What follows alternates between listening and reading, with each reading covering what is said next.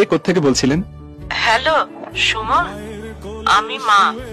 ফোনটা ঘরে ফেলে গিয়েছিস, এত ভুলো মন হলে চলবে? মা আসলে শোন, আজকে তো তোদের মাদার্স ডে, ভাবলাম তোর জন্য একটু খিচুড়ি রান্না করি, এত প্রিয় তোর। কিন্তু রান্নাঘরে গিয়ে দেখি একটুও মুগ ডাল নেই। তুই বাসায় আসার সময় 1 কেজি মুগ ডাল আর একটা ফার্মের মুরগি নিয়ে আসিস।